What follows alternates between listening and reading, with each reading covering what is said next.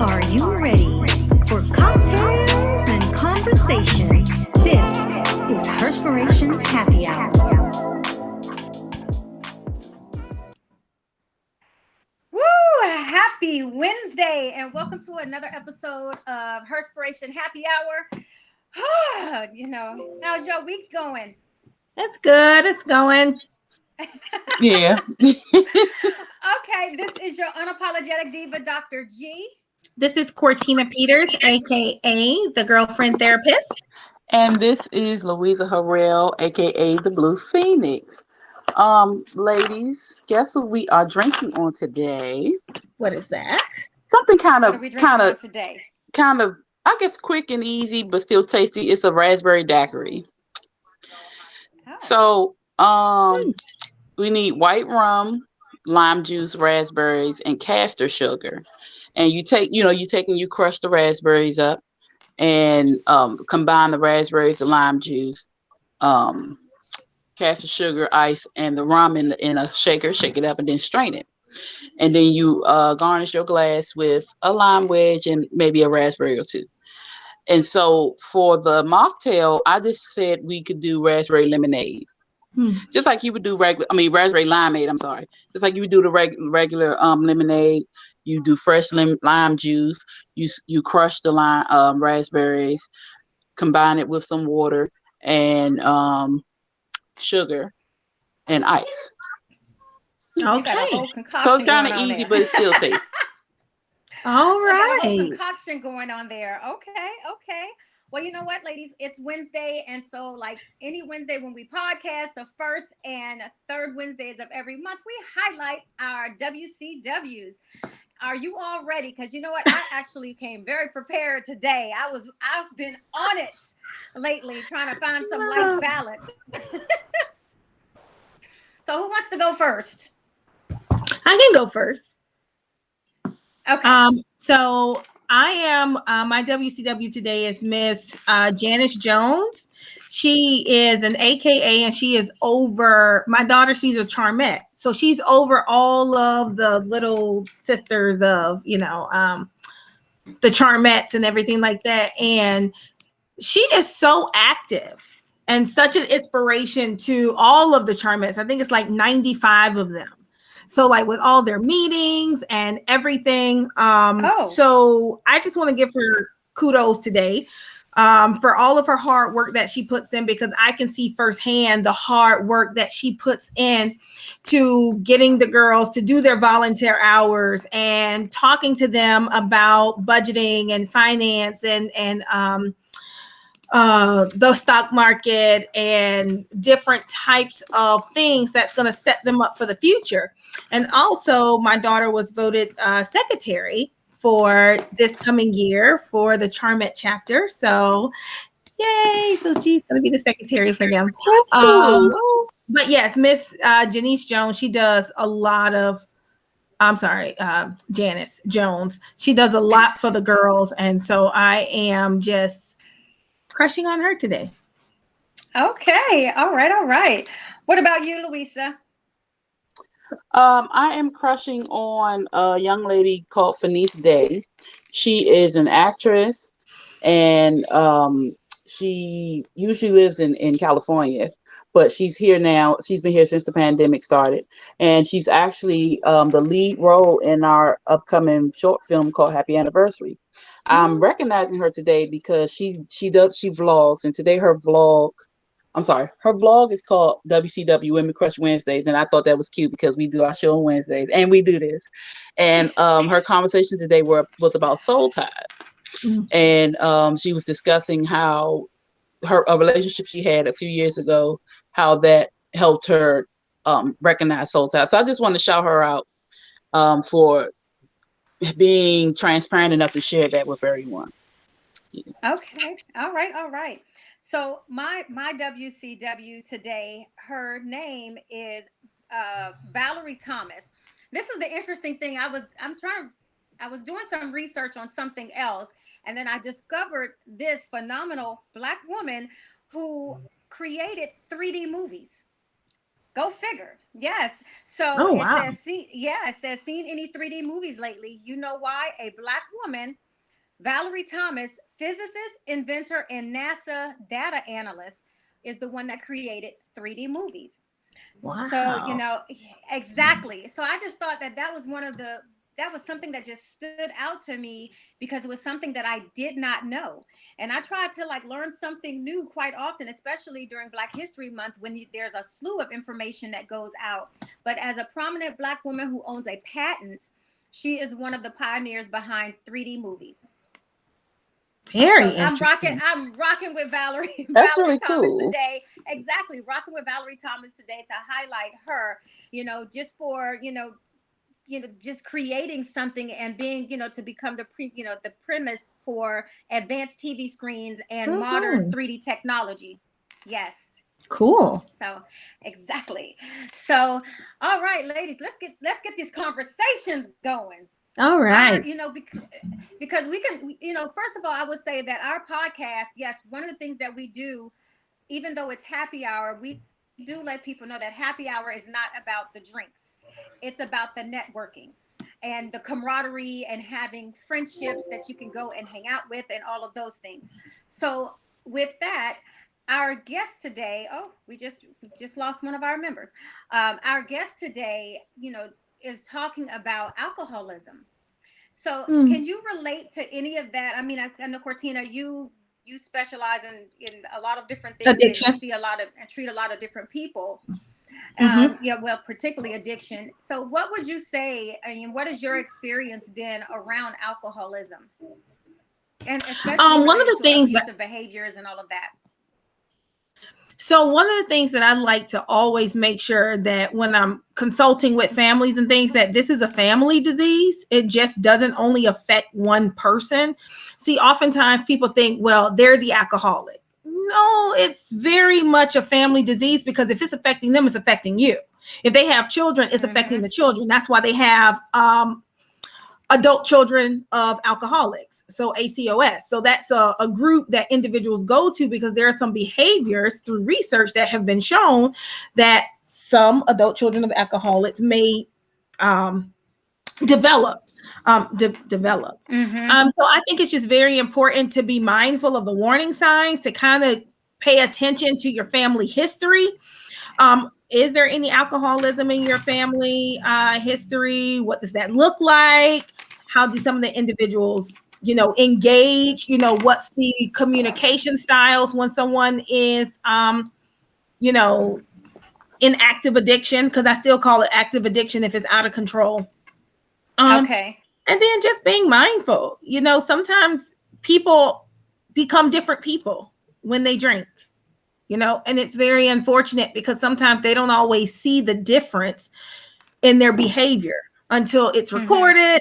Someone brings it back up to them, then they're ashamed. But then once it gets to the addiction part, most often they don't even want it, but the body is addicted to it. So it's a chemical dependence that has changed how the brain operates. And so it's like, I need this, I need this, I need this. So I'm a big proponent of Vivitrol. That's an injection. It lasts 30 days. So you get one shot every month. So if anyone is dealing or battling with this, I'm a huge proponent of Vivitrol. It's a shot and it helps block the receptors, not only for alcohol, but also for opiates. So, yeah. Okay, well, you just sat here and schooled us all the way. Look, she went all the way clinical on us. We always learn from So, Cortina. I know. So really quick, since we're having this conversation, even from a professional standpoint, as you know, because you are a therapist and you do treat addiction, how do you know when you've moved from, just having social drinks to moving to where it's like, you might want to start checking yourself, because you're moving into an addiction phase. What does If that? I it mean, has, what does that transition looks like? if it's impacting your life, it's an issue. So some people, they have 3 DUIs. It was like, oh, I'm fine. I go to work every day, but you got 3 DUIs. So that's financial. It's impacting your life financially. It's impacting your life from a legal standpoint, it's impacting some of the things that you can do. So clearly there's a problem because you cannot control it. So I like to go through like an assessment so that they can see all of the impacts that their drinking has done for them. If it's causing marital issues, if it's causing any type of disruption in your life, that signs that it might be a problem. Okay. All right. So you know what? It's 7:10 and it's 10 after, but I'm gonna go ahead and bring our guest up because she's an author and her book is so powerful. So I can't wait to have conversations with her about that. And so let's bring our guest on, Miss Lisa Sanchez. She's popping in now. Hello. Hello. Lisa. Hi. Hello. Thanks for having me. I'm so excited to be here. Thank you. Yeah. Happy to be here. And we're happy to have you here. So, first of all, let all of our viewers know, who you are, what you do, and then we're going to dive into this book. Okay, sounds good to me. Thank you for the invitation. So the formalities of my bio is that I was born and raised in Los Angeles, California. I was formally educated here with a communications degree and a master's degree in organizational development. By day, I am a human resources executive and vice president. But my passion really is around helping other people dig in to their experiences living in an alcoholic environment. So I am an ACOA, or what we would call an adult child of an alcoholic. And so every single day now, I am on a mission. I'm on a mission to tell my story. And I'm inspired really by my mother, my sweet mother, who endured for decades physical and mental abuse from my dad, who was just a raging alcoholic. Mm-hmm. And you can imagine for kids who grow up in that environment, what it does to your self-esteem, your self-worth. I manifested all of it. I was a bully because my dad was a bully. Mm-hmm. And sorry about that. Oh, you just muted yourself. Oh, we lost you. I'm back. Yeah, you just muted yourself. Unmute yourself. Okay, there you go. I'm back. Sorry about that. My alarm is going off. The only way I can shut it off. Sorry. Sorry. And very quickly, while we're on break, there's a hurricane passing where I live. So if you hear a lot of loud thundering and lightning, I apologize in advance. Just let me know to push mute because it's storming outside right now. And the winds are very howling.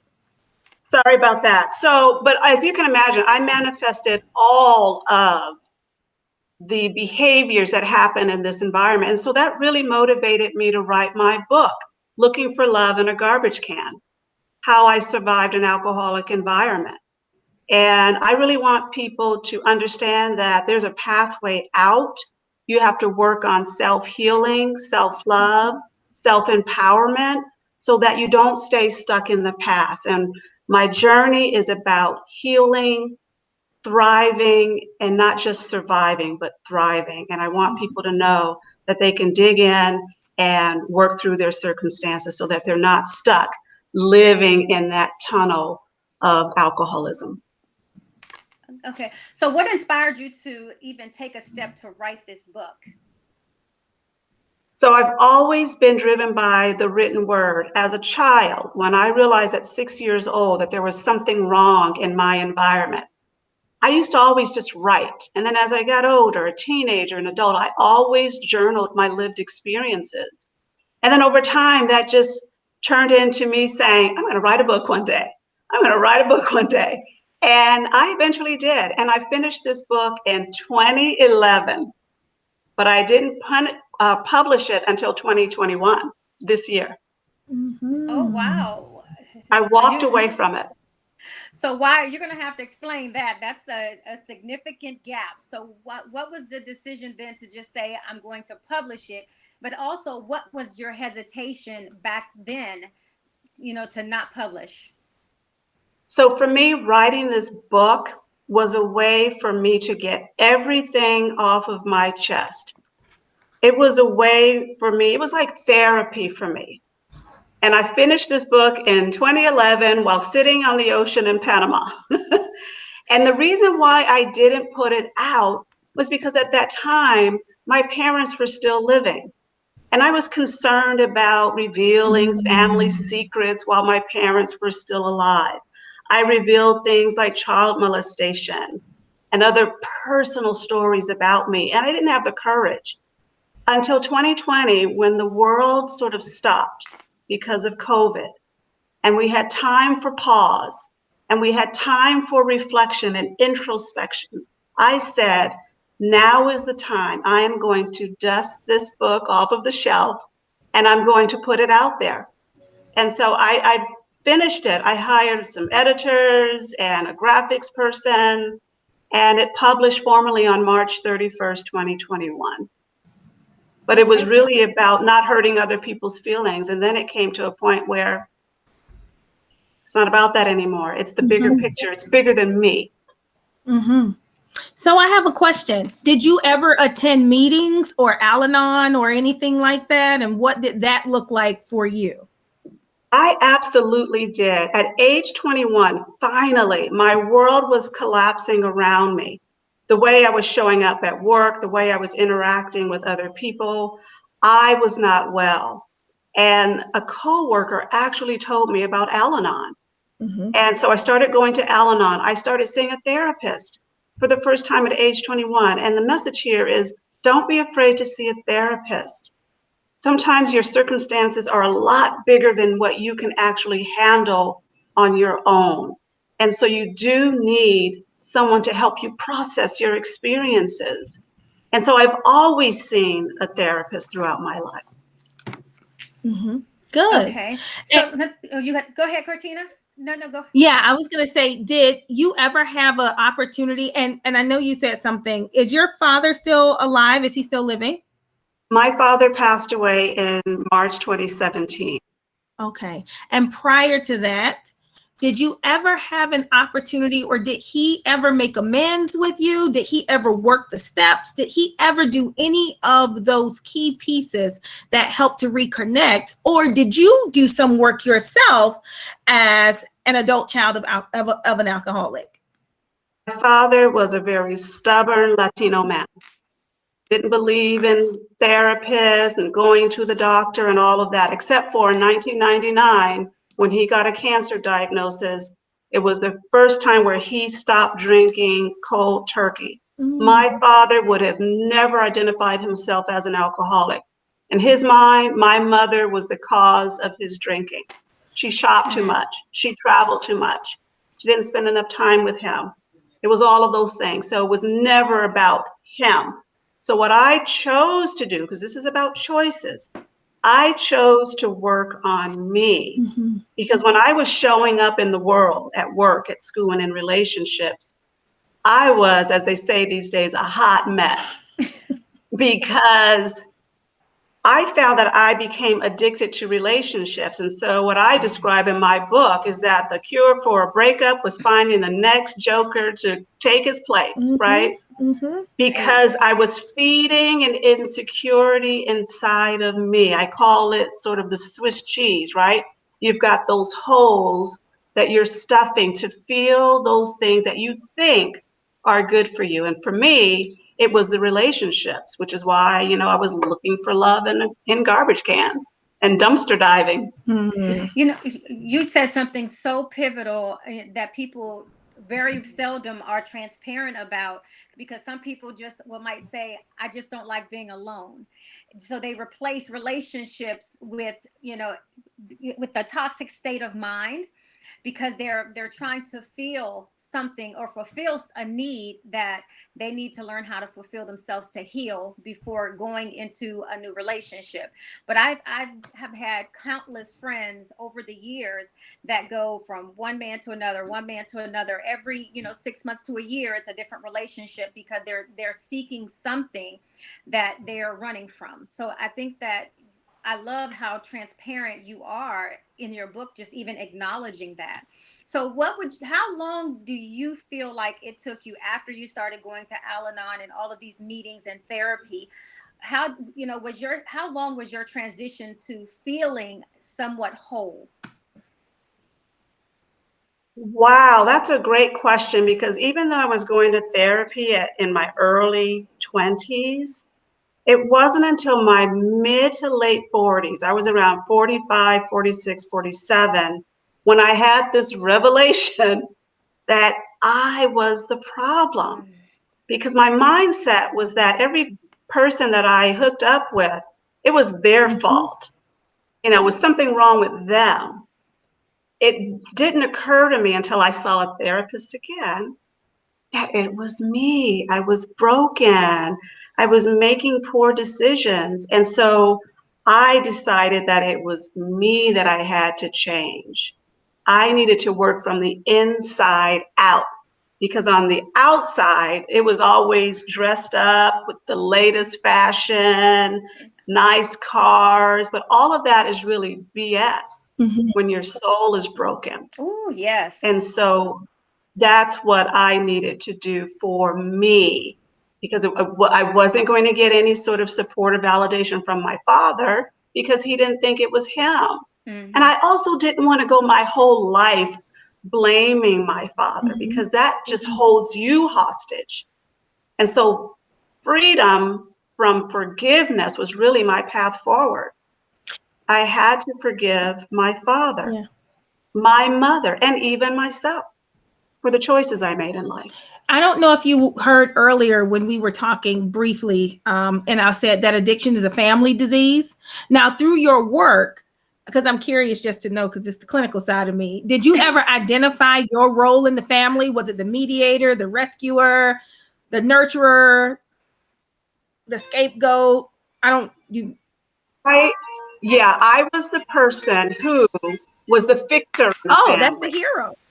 As the youngest child, it is the person who always has to make sure daddy doesn't get mad. Is the house clean? Did mommy fix, dinner that day? I was that person. And that's what usually happens with the youngest child.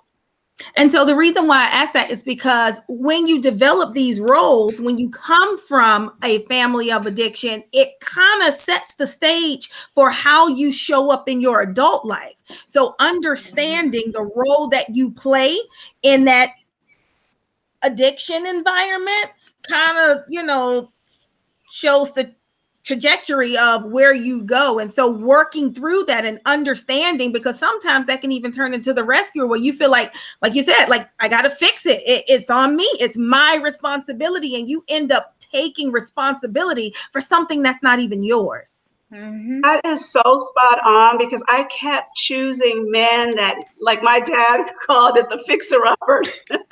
Even though my dad was an alcoholic, he still had such a great sense of humor, that I always chose the fixer-uppers. But what happens is, when you work on yourself, you have the gift of discernment. When you need to just hold somebody off at the curb, but you never bring them into your space. Yeah. So I have a question, because you said that you started going to therapy and all of these groups in your 20s. So, and I've shared this, Louisa, me and you've talked about this before, because I know I went through a healing phase myself but for a different reason. But I found myself not really appreciating therapy until I understood it in my 30s. So I would go to therapy in my 20s and just lie because I wasn't comfortable. But I was also so toxic that I didn't know how to cut off that therapy client relationship without feeling bad. So if I felt like I was going to be judged when I sat inside of a therapy office, I would just tell them whatever they needed to hear so that I can get up out of there. And I felt like I failed myself in that, but that's the way that I was thinking at the time, because I was still not whole and I was still toxic. When you were going to therapy, did you have a similar situation? And is that why it didn't really hit until you were in your 40s? The reason why therapy didn't stick for me was because I never really had the skill sets to understand my experiences, if that made sense. So I just traveled through life, meaning lived my same environment, re-experiencing everything over and over again. And the therapy was for a moment in time, because even though I was going to therapy, I was still living in that same home where my dad was chasing us out of the house with a gun, sleeping in my car, knocking on my aunt's door at 2 o'clock in the morning, sometimes even with a baby in my hand. And so the therapy was just for a moment in time, but I found myself never really latching on to those things that I was learning in therapy. And so it just became like a cycle, you know? Okay. No, that's interesting. Louisa, do you have anything? I see you unmuting and muting, so Yeah, it's my get to you. this thing is acting crazy. So do you feel like you at that time you just mainly went to therapy to vent? Because if you couldn't, because you were still in that environment, you didn't feel like you were just going. So do you feel like it was more so just to get out how you were feeling at the moment, and you kind of were not necessarily in denial, but you could not grasp what you were supposed to be getting from your therapist at the time?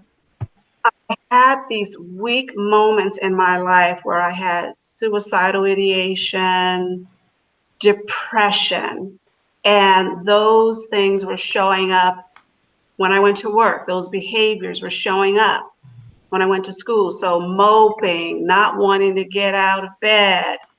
And so to be functional, even my employer, my supervisor noticed that I had some changed behavior. And so in some cases, it became a condition for keeping my job, for example. And so I'd go through that, or when I went through waves of depression, a coworker would say, well, you really need to go to Al-Anon. So I was sort of doing my therapy in bite-sized morsels, if you will.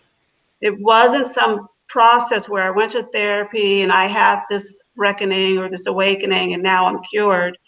It wasn't that experience at all. It was to help me through some very dark, difficult times of my life. But it wasn't until my mid to late 40s, when I had that breakup that really woke me up, where the therapist really opened my eyes. And I chose, after that breakup, I chose not to find a replacement. I chose to go on this journey of self-discovery, this journey of healing, so that I could come out better, a better partner, a better parent, a better employee. It was necessary for my survival. You said something earlier, and it just reminded me of codependence, like needing to be needed, right? And so yeah, sometimes what happens with people is when they go to therapy and they can't quite get it, it's the subconscious holding a barrier so that you can't get it, because subconsciously it's almost like, no, I need to stay here to make sure everybody else is okay. Because if I start to heal and if I start to know what I need to do, guess what's going to happen? I'm going to leave this environment and I'm not going to be able to rescue and help everybody who's left there. So it's a defense mechanism that we put up as a protective preservation factor, even though it's unhealthy. Oh, that part. Exactly. That is that part for sure, right? I was the youngest child, so I'm the one that stayed in the home the longest.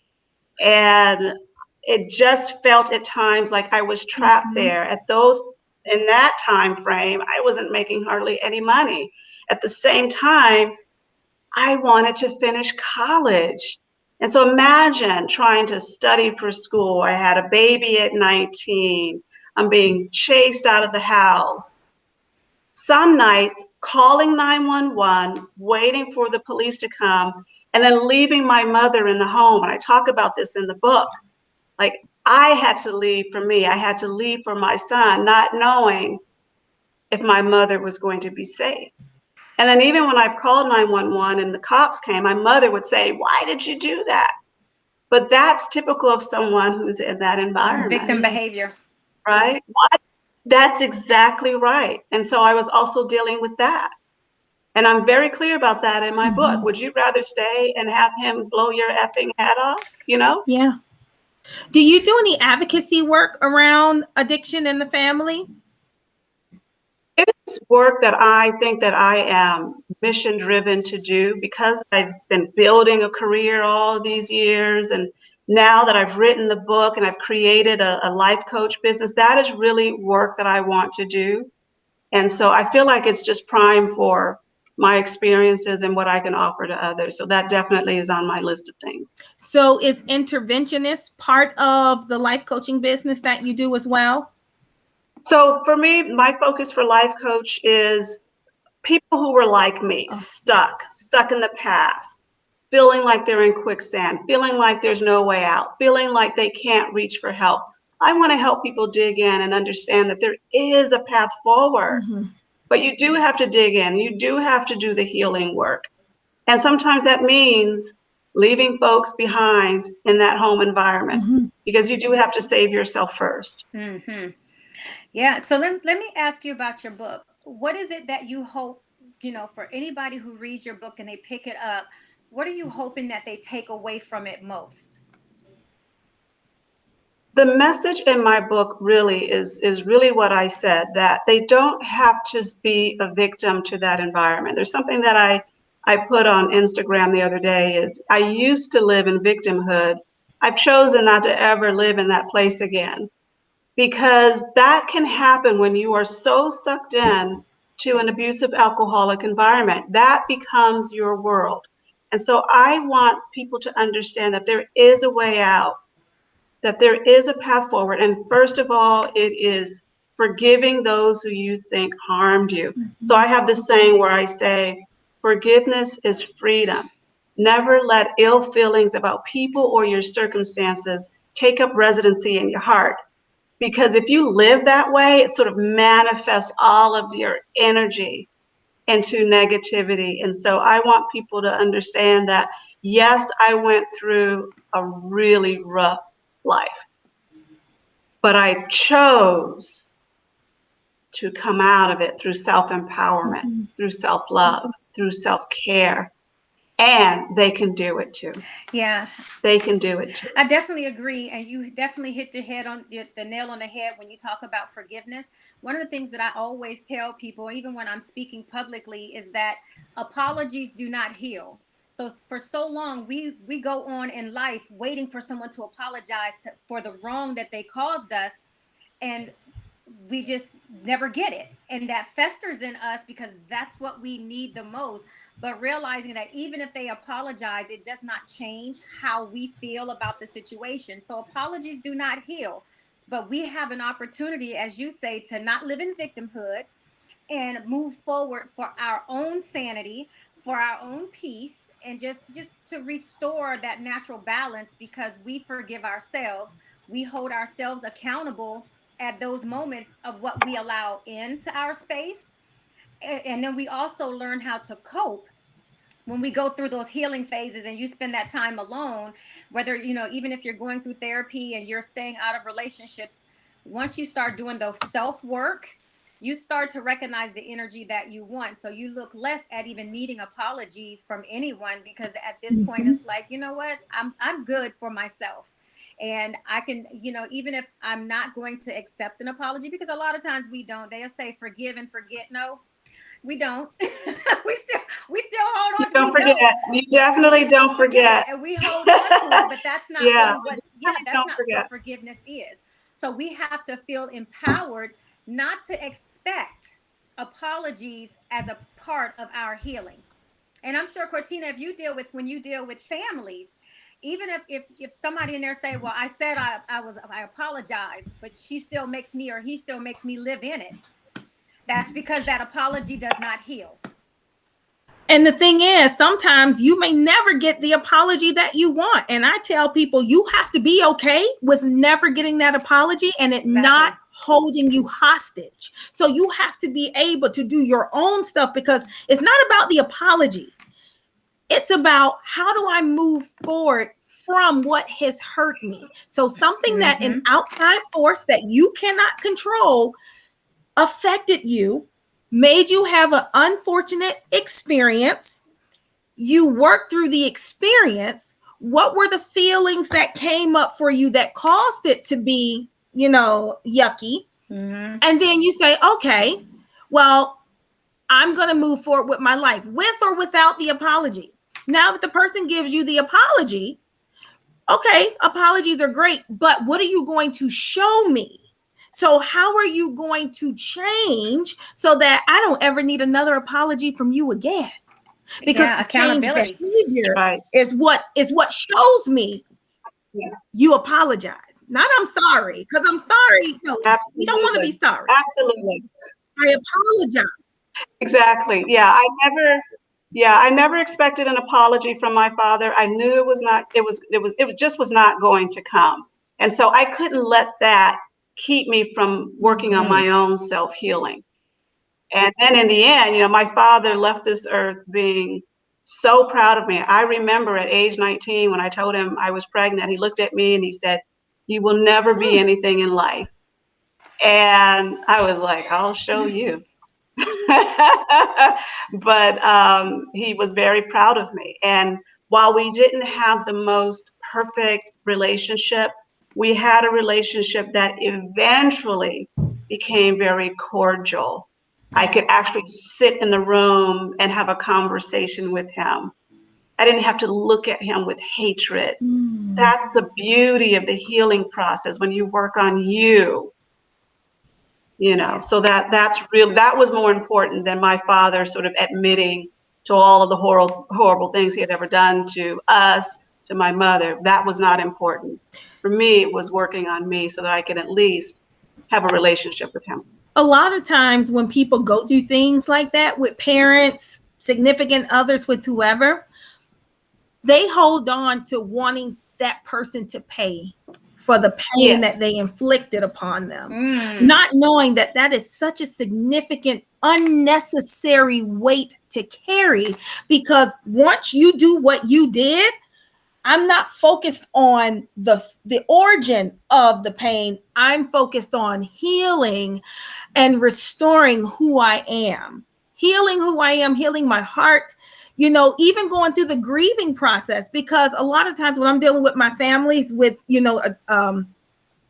experience addiction and those type of family systems, I always tell them, you have to look at the experience and what happened, and grieving the loss of possibly a childhood, because maybe you didn't have normal childhood experiences. And so maybe you didn't get to do some of the things that maybe you see on TV that children do. So you have to go ahead and grieve those losses, the loss of a daughter-father relationship. Maybe it wasn't the relationship that you wanted. And maybe you had to grieve never being able to have that, but being able to grieve and work through that, because that's a part of the healing as well.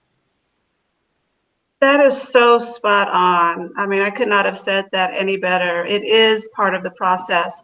And I did lose out on a childhood. I speak to this in my book, but that's okay. Because now I get to sort of rewrite the rest of my life. And I want people to not wait until they're in their mid-40s like I was. We have got to get help for these children living in these types of environments sooner rather than later. I talk about in my book going to therapy and then walking right back into the fire. I wasn't a battered wife. What resources were available to me back then in the 80s, in the 70s? The 60s for that matter, when I was a small child. That's what we're talking about here, not letting someone go practically half of their life not having really good lived experiences. And it's because of those experiences that they're having in an alcoholic environment. So how do we get to people sooner? Well, I believe people have to stop being in denial. And they have to really look and accept what's happening, because a lot of times things happen and we as adults, like, okay, well, they'll be all right, or this and that, but they're worse off because we ignore what's happening. So I think we just really have to come out of that river in Egypt and pay attention to what's happening and be honest. Be honest and be real. So true. That's so true. My mother lived a secret for decades, showing up at church, showing Of up at course. work, living her best life. But when she got home, she paid it. She paid for it. Yeah. She paid for it. And then kids, I have to live my life in secret because, of course, we didn't tell people what was happening at home. Oh, We don't yes. share that. And Right. growing up with that mindset, even when you need help, because I don't know how to use my voice because it was taken from me, I don't know how to ask for help as an adult because that's a foreign concept to me. I don't know what that looks like. I don't know what that sounds like.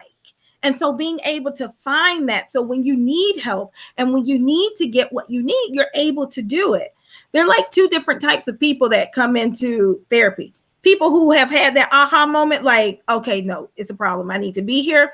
And then people who are doing it just because grandma won't cut me out of the wheel, my wife won't leave me, my kids will continue to talk to me. And then in with those individuals, there are some that come that don't want to be there, but once they get there, they're like, oh yeah, I probably need to be here. And I'm thankful and grateful to my family for pushing me because I didn't see it and I was resistant. Then you have those who come, who don't feel like they want to be there. And then, I mean, it's very sad because they go back and they do the same thing and their families are spending $50,000 for a 30-day treatment stay.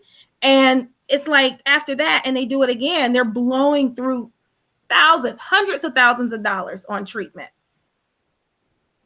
Exactly. Wow. You know, I think Yeah, the hardship is, that the hardship is finding a way to open those doors and tear down the stigmas and barriers for children to feel comfortable speaking with somebody. I think, as you know, like you say, it's like you don't talk about what goes on in this house, and then there's repercussions, especially if you have someone who is physically violent and drinks and is twice as violent, or just not really present, and when they are volatile. So there's so many situations that kids live under, that so they're afraid to say anything.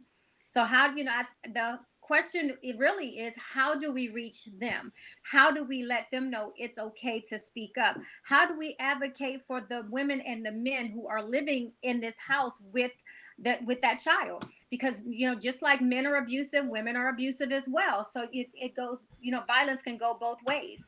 If the mother, if either one is feeling abused and that gets out, that child's going to pay for it, and so is the other parent that's the victim in that situation. And sometimes those erupt pretty darn badly, and there's a lot of deaths that happen over with domestic violence, and so we don't want to ignore that either. So I guess the question would be, how do we even start the conversation of comfort for people to start speaking up and speaking out? Yeah, I think we have to make resources available as early as elementary school. One of the things I want to do is take my book and adapt it from the voice or the lens of a 6-year-old, because that's when I remember something was different in my house. And that's how I start my book, telling a story from the vantage of when I was a 6-year-old child. And so we have to have books and conversations about alcoholism and what's different in your home at the young age. I didn't start even writing about my experiences until college. Mm-hmm. When I was taking, I was a communications major, and I had certain courses that were sort of prime for talking about my lived experiences. But I was also an older student, so that was, early to mid-20s. That's too late. And so we have to make resources available. We have to get people acknowledging, someone mentioned denial. That people need safe spaces to talk about what's happening in their home environments. And I think when we create those safe spaces, whether it's from elementary school all the way up to college, people might feel more safe coming forward and saying something so that they can get the resources that they need. And a lot of times you can't get those resources because when it comes to school districts, it's very political. So I'm not going to implement this resource if it opens us up to liability. So now I'm a mandated reporter. So even if all I have to do is suspect that something is wrong, and then I can call. So the kid not going to get in trouble. But when you have that fearful, avoidant child, when you have the children that are like, oh no, I'd rather deal with the craziness at home than the firestorm that's going to happen if I say something, those. Right. And then having the trained professionals who can see what's not being said from a child. There's so many testing criteria and all of these benchmarks and standards that there are so many children with so many issues that go unrecognized, not because people don't care, but because the resources are not there and the funding is not there. And there's no lobbying for these resources that are really needed. And so finding people who will lobby, and it's not going to happen until parents start, implementing it, and the people who bring in the dollars, that the school boards are going to say, you know what, this is important. Because if it's not in the school board, kids if you're in an environment like that, you're oftentimes sheltered from other areas. We know the churches are a bit more slowful. So the biggest asset will be the schools. So that will be mostly where they are seen and where the resources can be, what's the word I'm looking for? Obtained or consumed. Mm-hmm. And that's one of that's an uphill battle. It's an uphill battle, in particular with how they are cutting certain things from the education. Yep. And so there has to be a better way. Cannot wait until someone is well into adulthood, going to work. It's too late. It's way too late. So we have to start when they're young. And it's not even about starting in a specific community, because most of the people that I see and that I saw when I was working in inpatient treatment don't look like us. Right. And so it crosses all socioeconomic, race, color, religion, creed. It doesn't discriminate. That's not true. So Lisa, thank you so much for coming on. First of all, tell everybody where they can get your book from, and then where they can connect with you on social media. Absolutely. So the book is available on Amazon. It's called Looking for Love in a Garbage Can: A Journey of Healing, How I Survived an Alcoholic Environment. I am on the socials at Just Dig Into It. At Just Dig Into It. Use the number 2, not IT. Mm-hmm. Just dig into it. Okay. Oh, well, thank you so much for coming on. This is great. I know this was such a needed conversation, and definitely come back. Let us know what you have going on, how you are making a change in your community. We definitely want to see how we can support you and advocate, right beside you. So we thank you so much for I appreciate it. All right. Thank you so much for having me. I appreciate it. Bye-bye. All right. Bye-bye. She was so amazing, you all. Absolutely great. Well, this is right up my alley. Yes, I know. You turned that clinical hat on. I'm like, oh, she done got started now. Yeah, look, I love it when it happens. I know. But because there's always things that we should be opening our minds to learn. And I think it is so important to understand from that point of view, because I'm sure there's a lot, especially growing up back then, alcohol was really definitely in the home. There was a lot.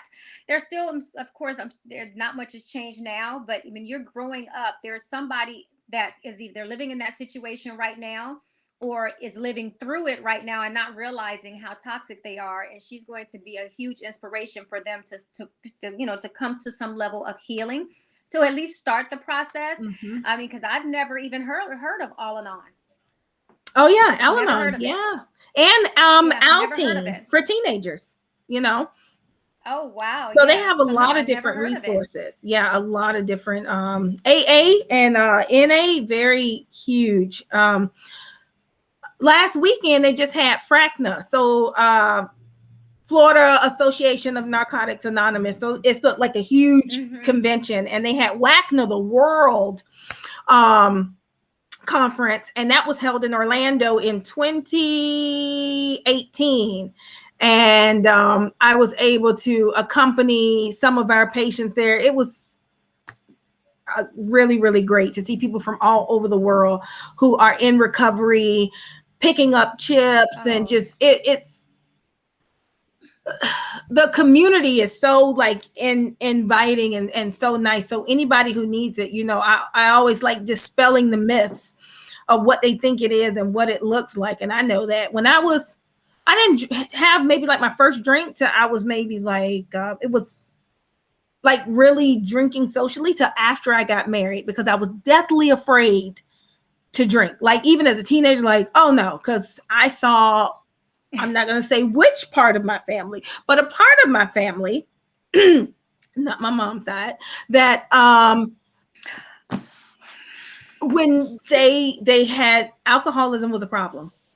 And I did not want to be that way, and so the effects and how it affects different people is very important to make sure that you look at, if you are associated or affiliated or around it, how are you being affected or impacted by this? But as a child, you don't necessarily really think about that.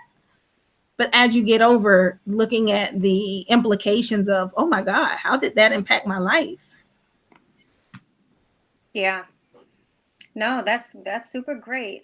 So, Cortina, first, what do you have coming up, going on that you want to share? And where can people connect with you?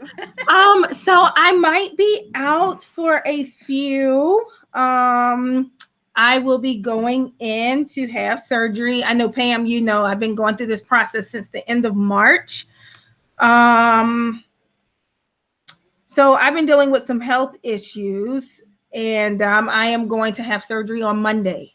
So I will be recovering for about 6 weeks.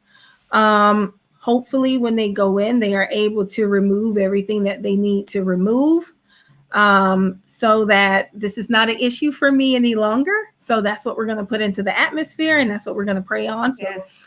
I would just ask that everybody just keep me in your prayers for a safe surgery and speedy recovery, and that they're able to get everything that they need. So this journey can be over for me.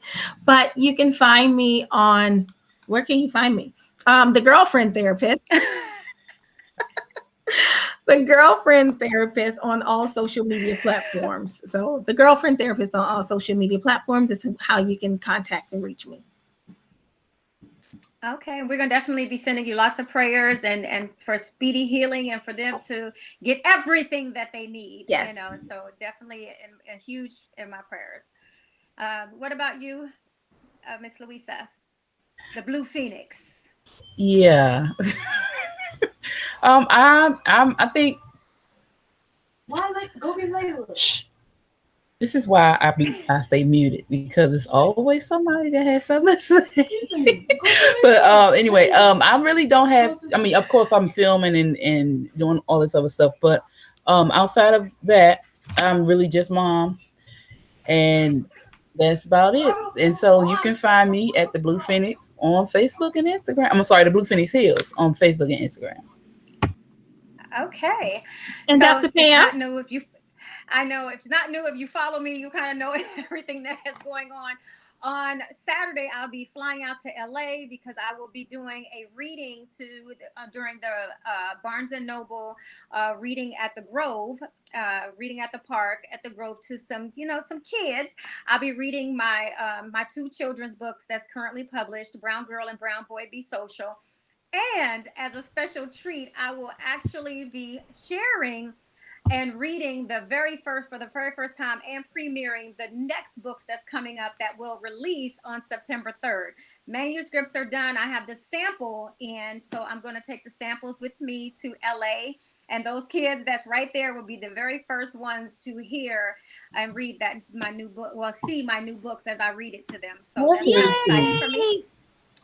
I was also, if you're in the Chicago area, you can go to Eventbrite. I'm having my second kids red carpet book signing, and if you missed the other one, I tell you, we have a ball. There's face painting, there's balloon making, candy, there's popcorn, candy, the 360 spin, and this time I even have the Mad Science of Chicago. They're going to come out and do some science projects with the kids.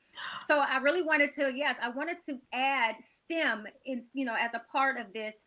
not just because I believe in literacy, but I do believe in a lot of just well-rounded educational things that's fun for children.